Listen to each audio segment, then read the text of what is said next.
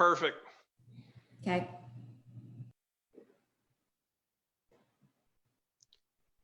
Okay, so welcome everyone to Facebook Live. I apologize for the technical difficulties. We had to improvise. I'm on my cell phone because my Zoom laptop decided to reboot and has been rebooting for the last 45 minutes. So we're about 15 minutes late. We're here with Hector and Elsa, dear friends of mine. And we're going to begin in a second. I'm going to go try to start some watch parties on Facebook. So just hang in with me.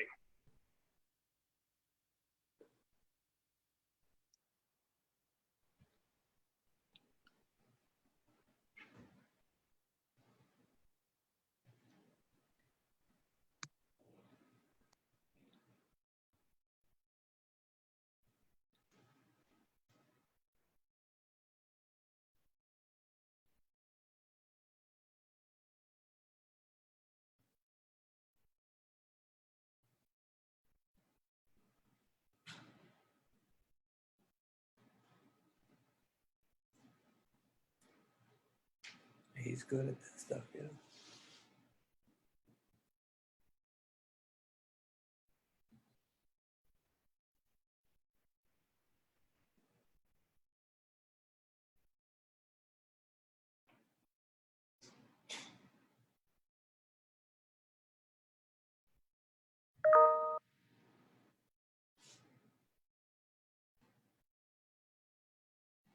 Really?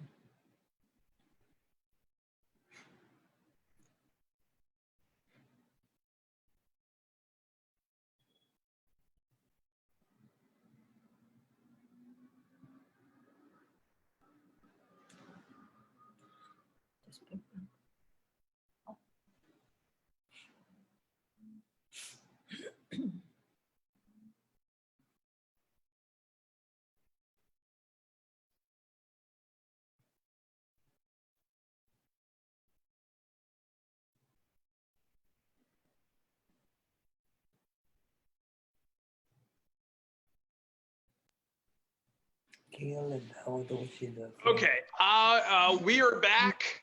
Hi, this is Mr. H, and I am honored to be going Facebook Live today on 9/11 with my friends Hector and Elsa De Jesus. I apologize for all the technical difficulties getting everything set up, but we're going to go ahead and get started. Before we go and Hector tells his story, I kind of want to give everyone the background of why we're doing this.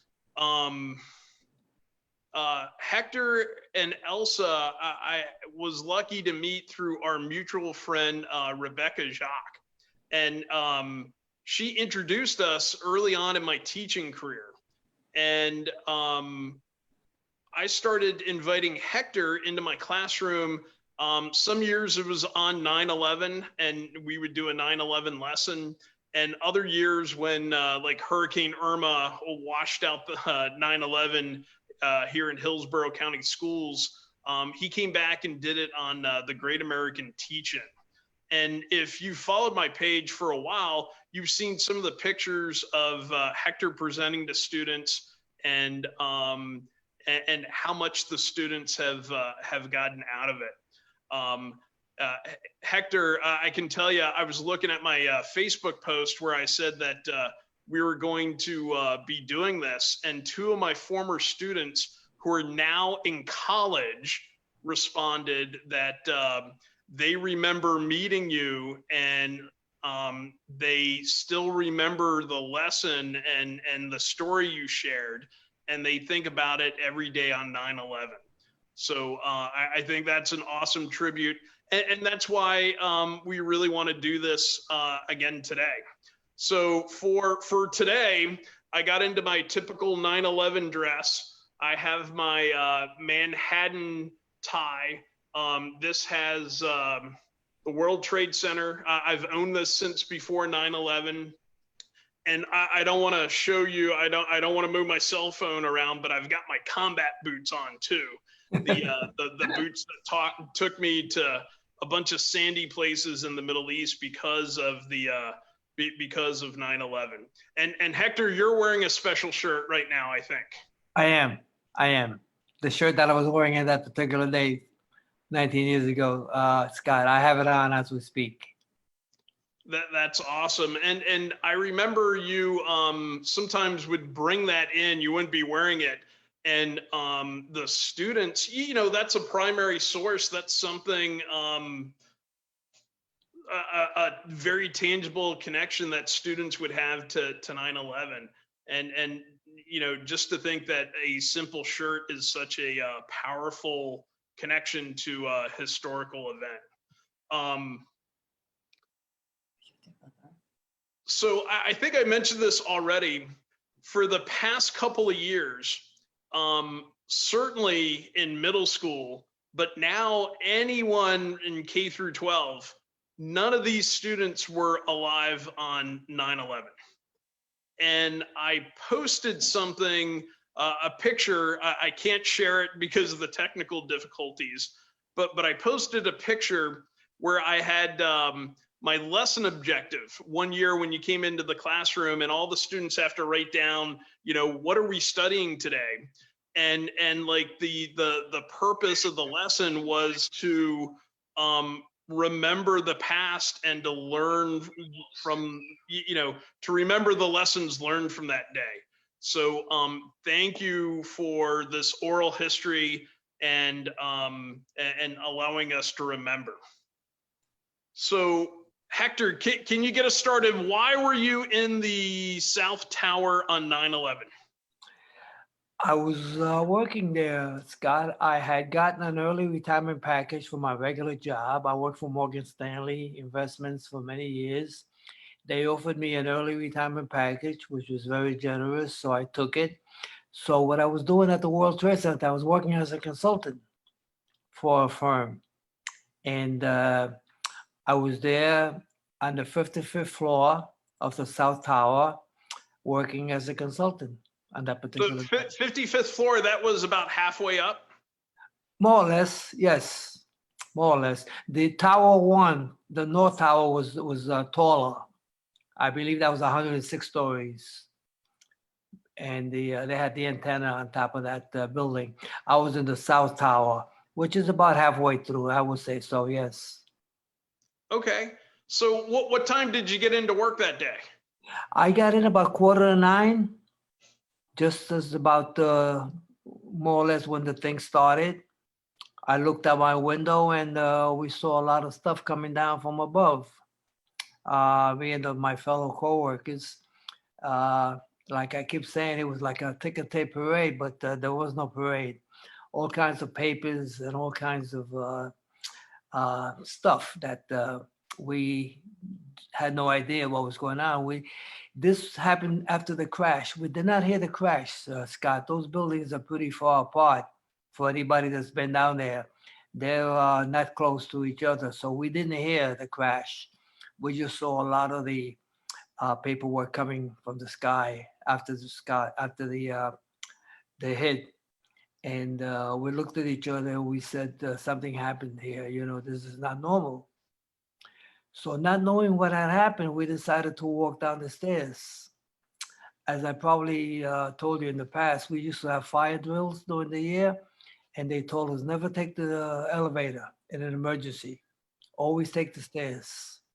And that's I remember that there was a different terrorist attack, I think in 1993. Correct. Where it was like a big car bomb in the underground basement. So I know that they probably did lots of drills, and I guess having drills paid off for you. Yes, it did. Yeah, I wasn't there in 93, but it did. We had the fire drills, and they specifically said, don't take the elevators in an emergency. Always take the stairs. And that's exactly what we did. Me and my fellow coworkers decided to walk down, not knowing what had happened. And we figured if nothing happened, then we'll take the elevator up. But we started walking. There was no announcement over the loudspeaker at that point. We heard nothing. As we were walking down the stairs, the people underneath us on the 54th floor, they saw what was happening also. So they also started evacuating. So we met them on the stairwells going down.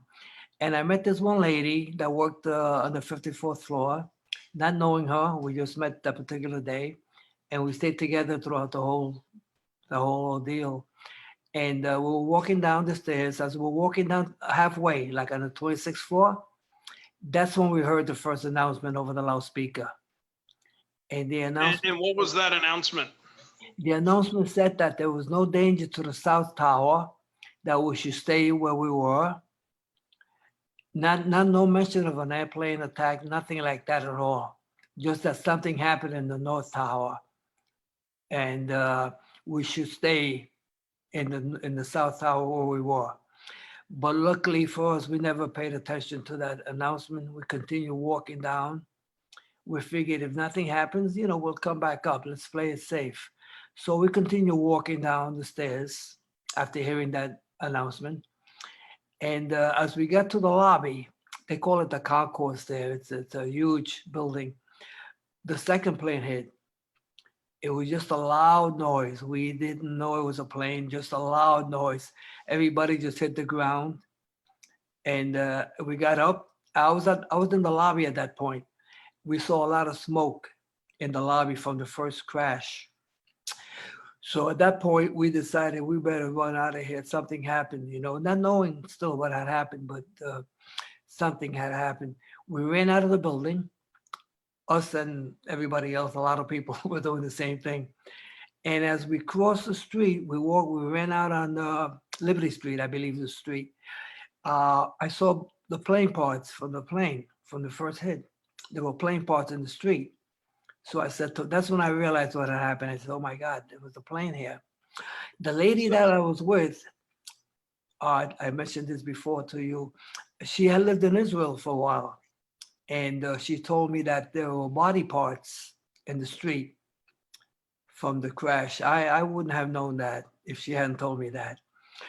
Anyway, at that point, we decided we better get out of here as soon as we possibly can. So Hector, let me ask you something just to clarify. Sure. So you worked in the South Tower. The North Tower was the first one that was hit. And I think this is really amazing how your decision making really kind of saved your life. You and a lot of people, without knowing that it had been an airplane or that it had been an attack, decided to evacuate. And it took you about 15 minutes to get down to the lobby because you were, so you started evacuating and then you ignored the announcement to kind of go back to work that everything was safe. It took you 15 minutes to get into the lobby. And then that's where you were when the plane actually hit the South Tower. You weren't luckily you weren't on the 55th floor. You were in the lobby when the plane hit. Correct. But that was no brainer. Scott, we figured it wasn't normal what had happened. So we didn't even think twice about walking out. We just decided at that point, something happened here. Let's get out of the building. So that's what we did. We just started walking down. We were almost in the lobby, almost when the second plane hit. And it took us more than 15 minutes to get down. I mean, 55 stories. There were a lot of other people on the stairwells. So when you got out, that's the first time you knew it was like an airplane with the airplane parts. When we ran out of the building, that's when I realized what had happened. Not before. I knew there was smoke in the lobby, but I didn't know what it was from. That's exactly when I realized what had happened when we ran across Liberty Street. Us and a lot of other people were doing the same thing. I saw the plane parts, and that's when I said to myself, something terrible happened here. We ran away as fast as we could. Everybody was running, trying to move their cars. It was chaotic. Anyway, we ran around maybe 4 city blocks, and we decided we better call our families, let them know that we're okay. So we ran into this restaurant that let us go in. I don't know, the phones were working there for some reason. Nothing else was working, but the phones were working there, as I remember. I called my wife. She figured I was out of the building because she had called me and I didn't answer. Anyway, I told her I was okay. The lady that was with me called her husband, told him that she was okay. And we were sitting there in this, it's like a coffee shop. We were sitting there maybe 20 minutes thinking that the worst was over when we heard another loud noise, another crash. We all ran outside, looked up and saw the building coming down, the South Tower, the one that we were in. That was the first one that came down, the second one that got hit. And we looked up and we saw this building coming down and it was like a bad dream. You don't believe it. You don't believe that's happening.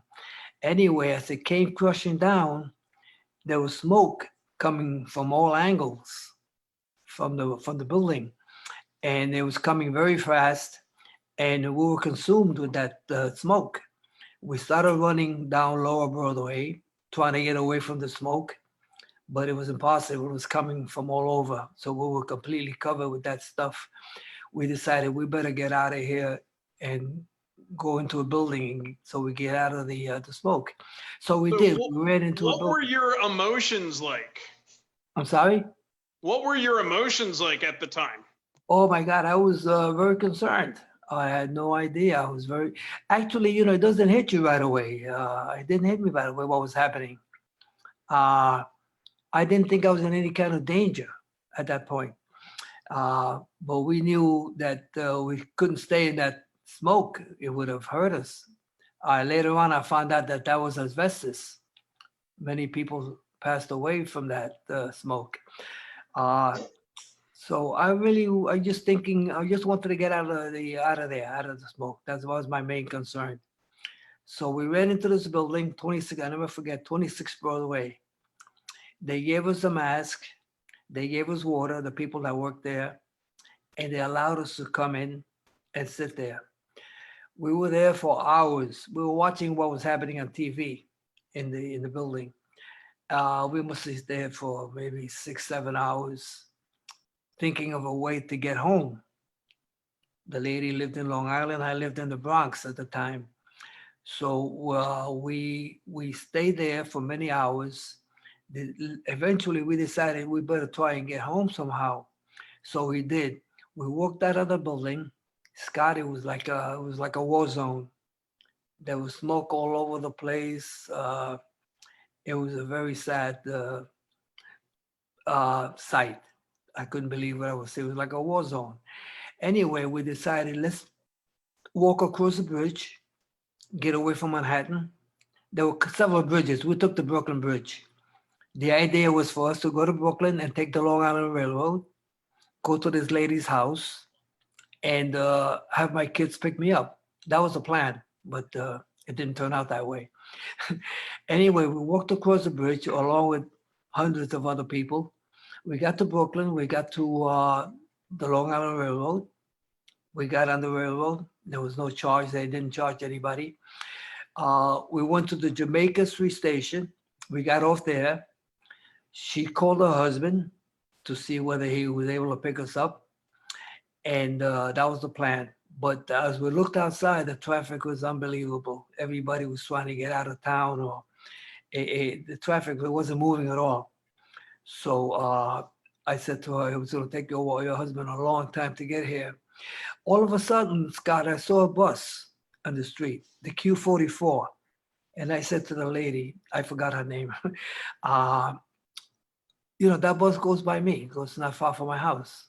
Let me hop on it and hopefully I could get home that way. So I did. I got on the bus. I told her, you wait here for your husband. I'm going to take the bus. I got on the bus. It was starting to run at that point. Before that, there was nothing was moving. At that point, the buses were starting to move. I got on the bus. They didn't charge me. Nobody was being charged. And as the bus had to take the Triborough Bridge in order to get to the Bronx, where I lived, and as we were crossing the bridge, I saw the smoke from the towers. There were smoking. The buildings was completely up in smoke. And finally, I got home. I got to the Bronx. I took a cab home, and my wife was there. My kids were there. My family was there. My friends were there. Everybody that knew I worked in the World Trade Center. A lot of people. What time did you get home, do you think? I got home at 8 o'clock that night. I never forget. 8 o'clock that night. I was completely covered from head to toe with that smoke. My shirt was completely covered. Everything was covered. I was like all white. And anyway, I got home at 8 o'clock that night. I remember distinctly. And like I said, my family was there and what have you. And basically, that was it. People asked me if I had any trouble sleeping. I said, no, actually, I didn't have any trouble sleeping. I did go for counseling. I thought I needed some counseling. So I did that for about maybe 6 months. I was going for counseling. And basically, that's it. And I decided, shortly after, we decided we wanted to relocate. And then we came to Florida. And we've been here ever since. But it's funny, I don't remember a lot of stuff, but I remember that day as it was yesterday. I never forget that day. Very sad day for me. And I can't believe it's 19 years, Scott. Yeah. Mhm. I mean, that's amazing to have lived through that. And I know that did you lose any friends that day? I wouldn't say friends, but acquaintances. There were two people that worked with me at this place I was working with. They transferred over to Cantor Fitzgerald. Now, Cantor Fitzgerald is the big investment banking firm. I think you know, Scott, I think I told you, they lost over 600 employees. One company lost over 600 employees. They were located on the 81st floor of the North Tower. So they got hit very hard. And a lot of young people didn't make it out of that company. And I knew two individuals that worked there. They weren't friends, but they were acquaintances. Yeah. I also knew a firefighter that that lost his life that day, a firefighter. I went to his funeral, 37-year-old. I knew him not well, but I didn't know him. And I went to his service at the funeral at the church. Now I think you also had a couple of friends who should have been at work but weren't that day. Yes, it's funny. I spoke to him this morning. Yes, I did speak to him this morning. He worked for the Port Authority of New York.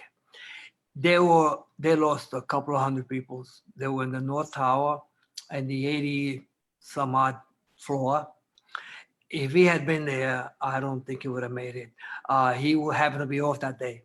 I knew that for a fact because we used to have lunch together often, and he told me he was going to be off that day. I spoke to him this morning. He didn't go in that day, but if he had, who knows? The Port Authority lost a couple of hundred people. They were very high up in the North Tower. Yeah, I don't think anyone who worked above the impact zones on either tower were able to make it out. I think the fire was just so intense that they couldn't escape.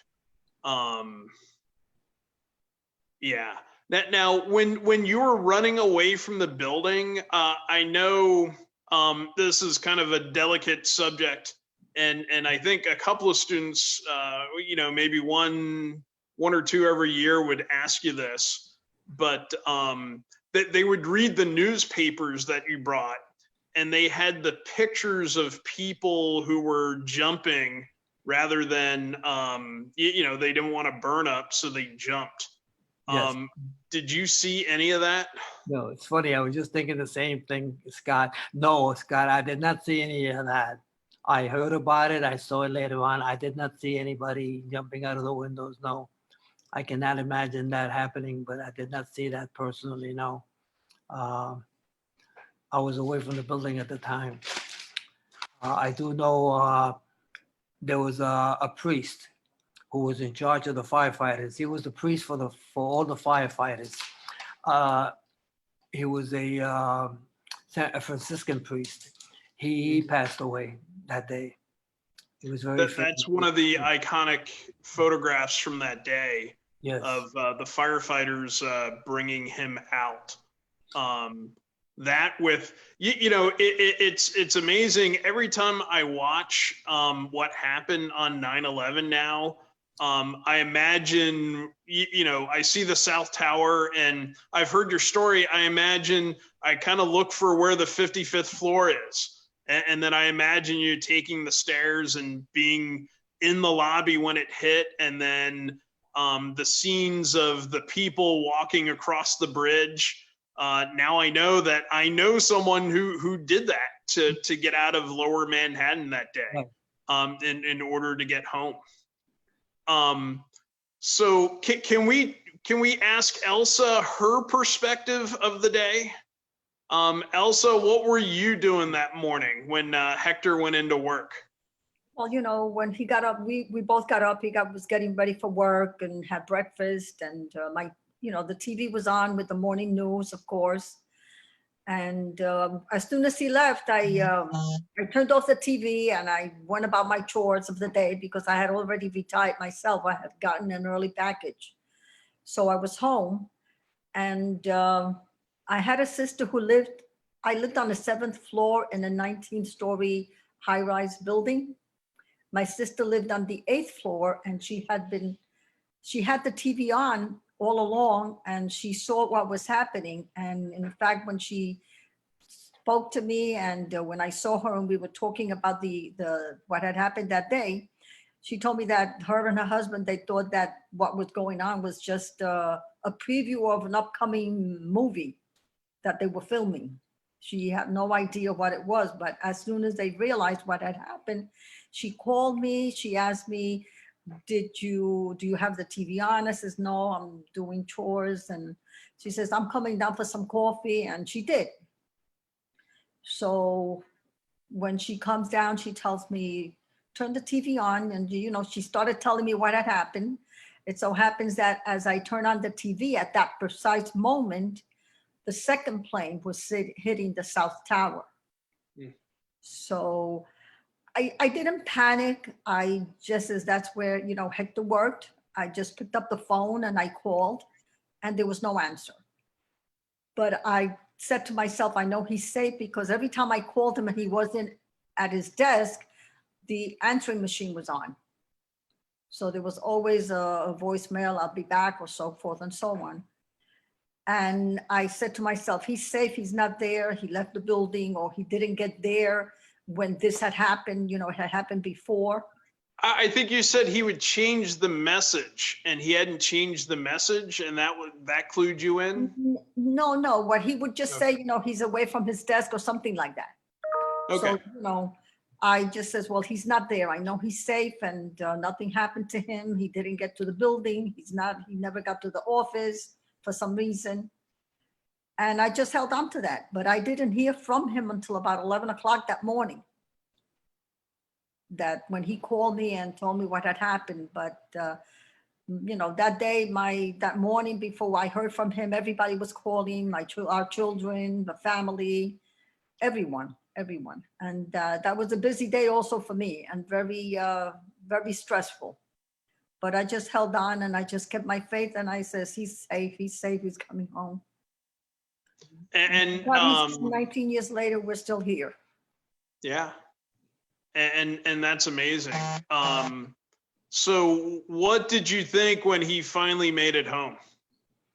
Oh, I was very happy to see him. I mean, and as he walked home, I opened the door when he rang the bell downstairs that he was coming, and to let him in. And I saw him walking down the hall to our apartment, and he was all covered white. The shirt that he was wearing, the shoes, everything.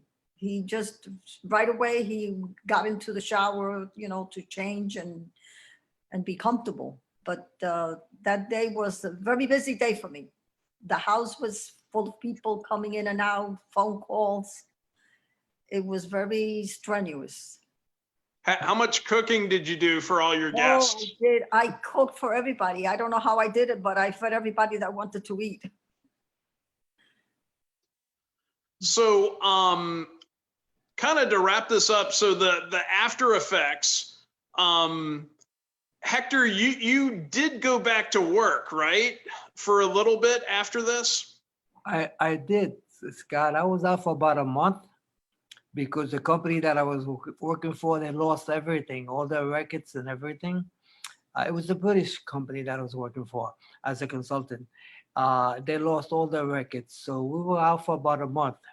About a month later, I got a call from the agency that hired me that I need, they wanted me to go back to work. They relocated to New Jersey. There was a bank in New York, I think you may have heard of it, HSBC.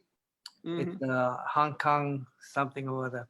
Anyway, they had an office in Jersey City, and the company that I was working for took space with them.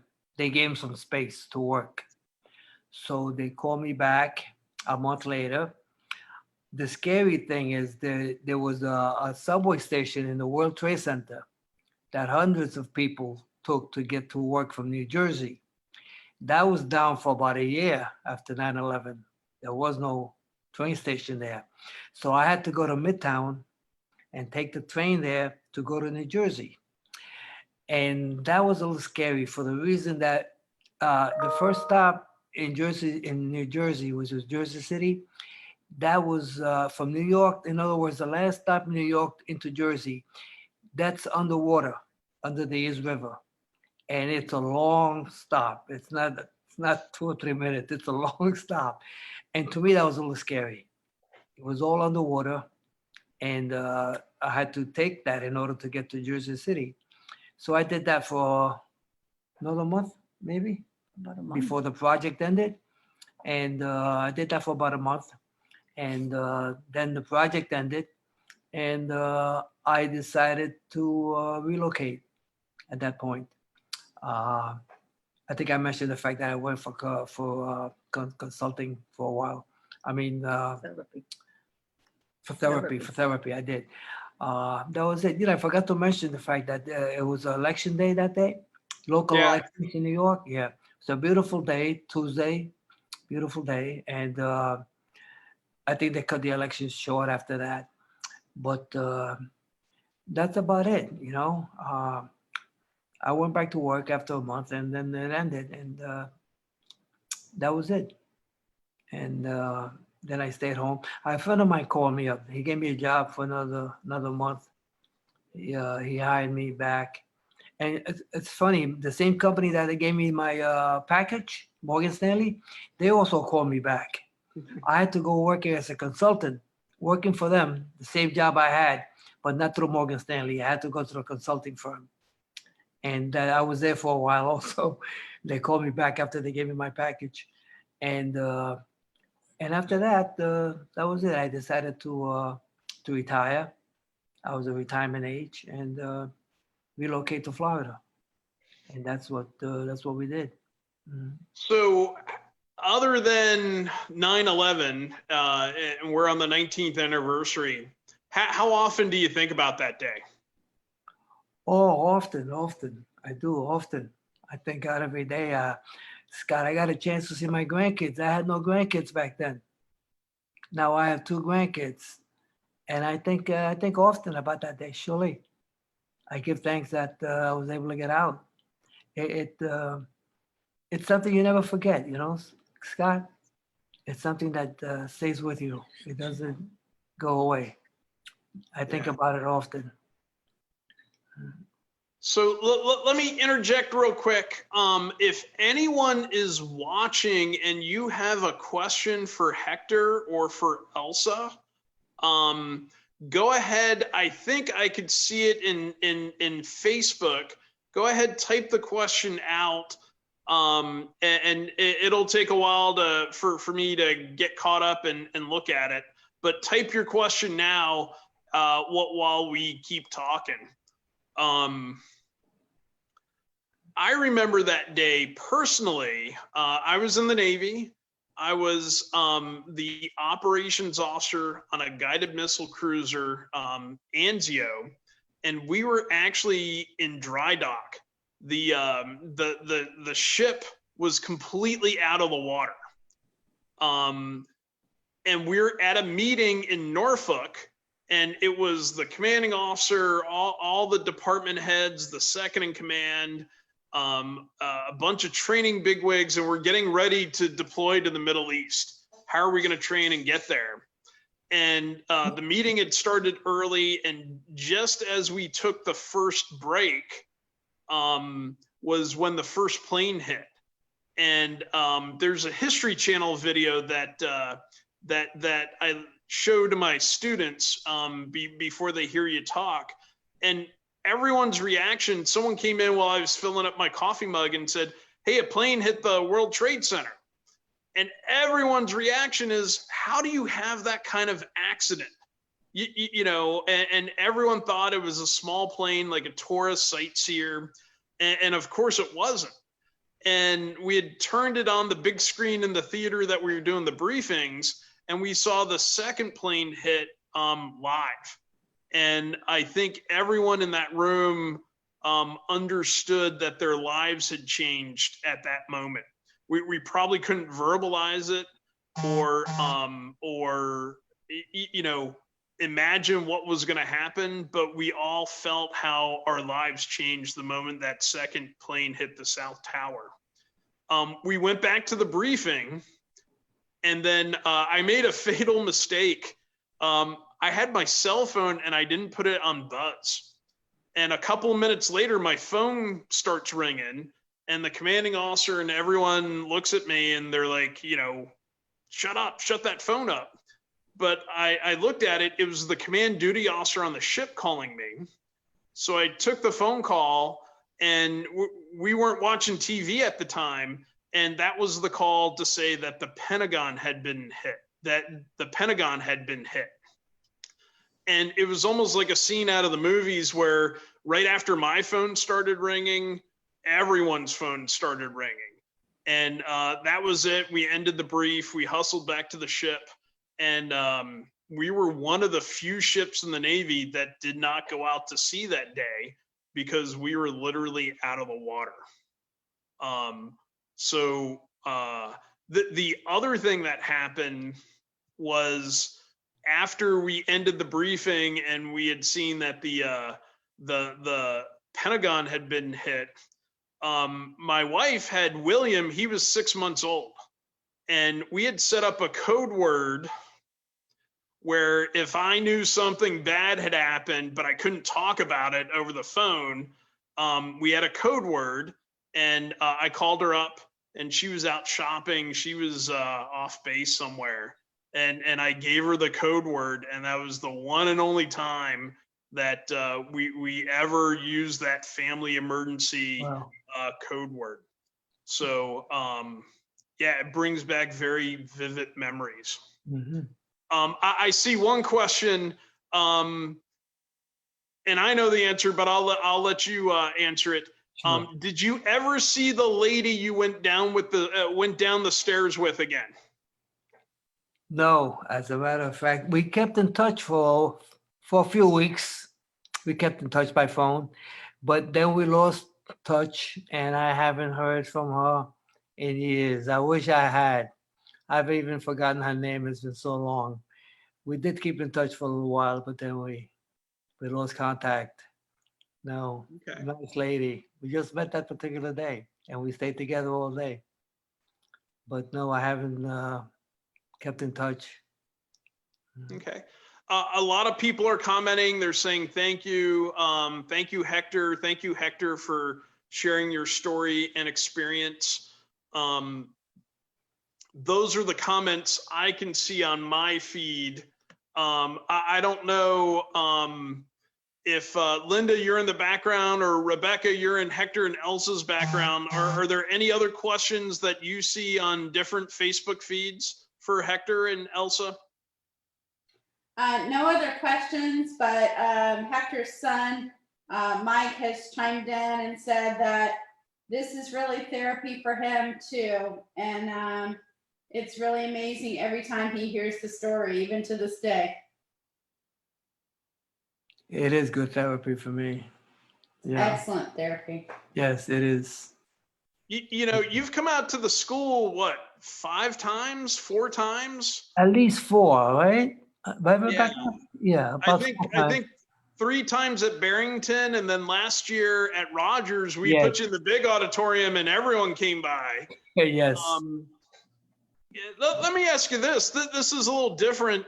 Are there any particular students that you remember a connection with in all the years that that you've been coming out? Like I said on my Facebook page, I've had former students who are in college who are commenting that they remember you.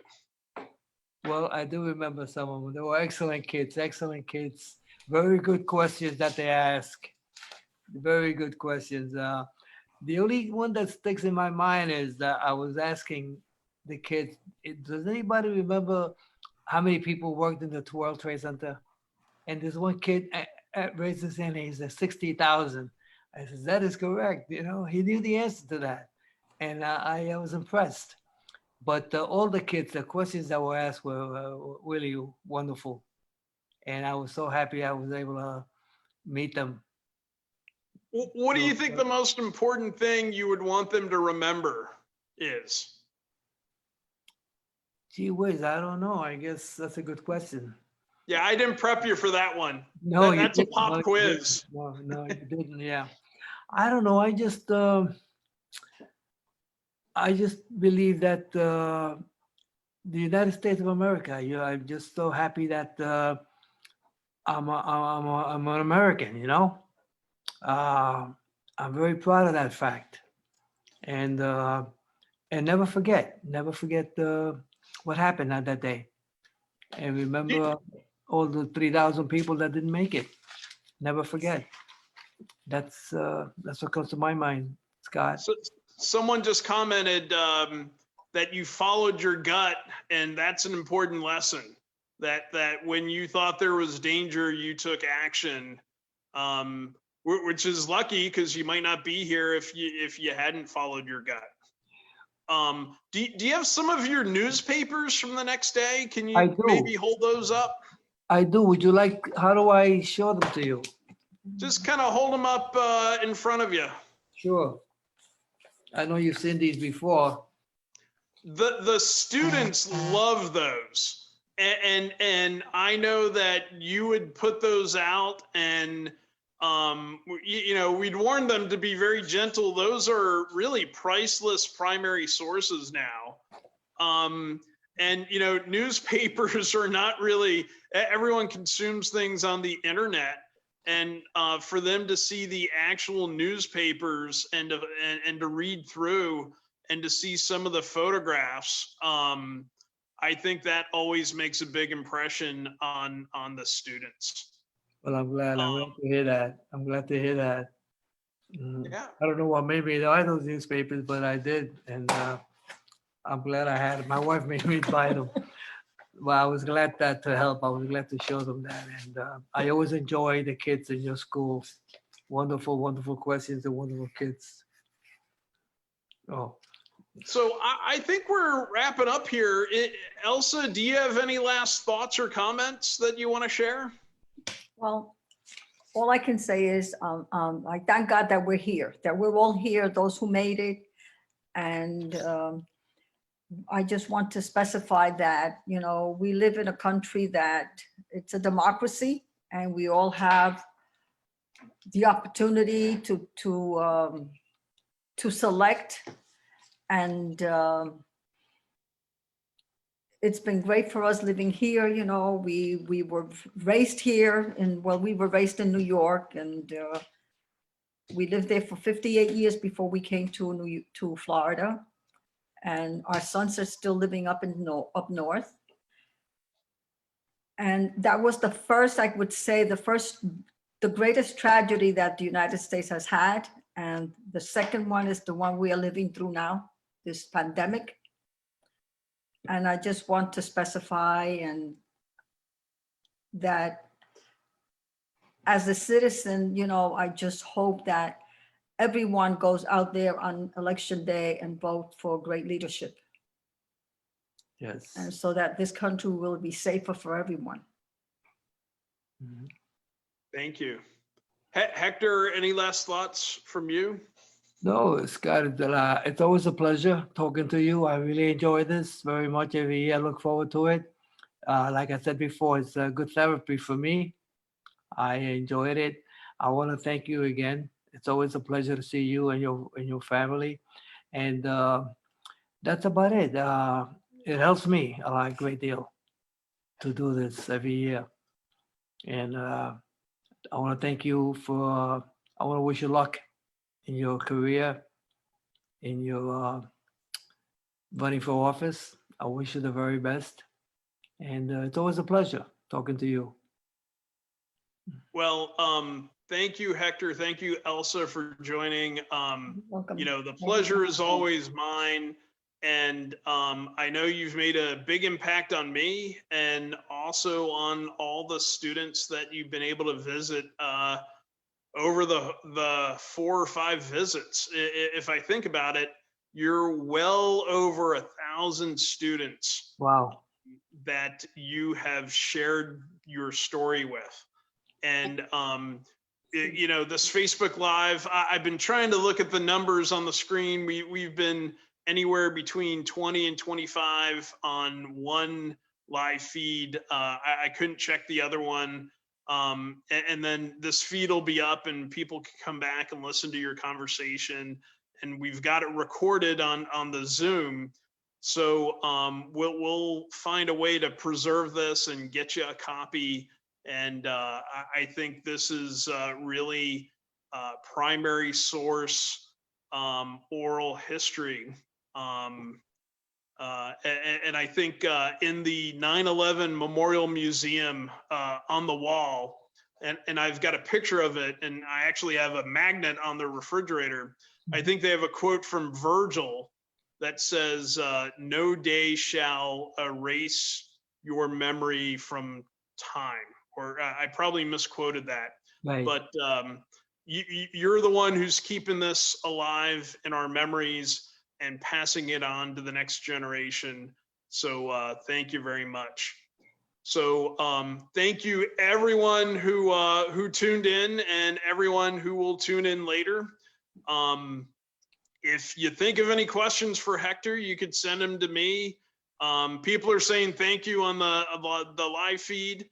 But I hope when this pandemic is over, we get to meet each other again in person and hang out. We'll crash Rebecca's place again, make her cook for us.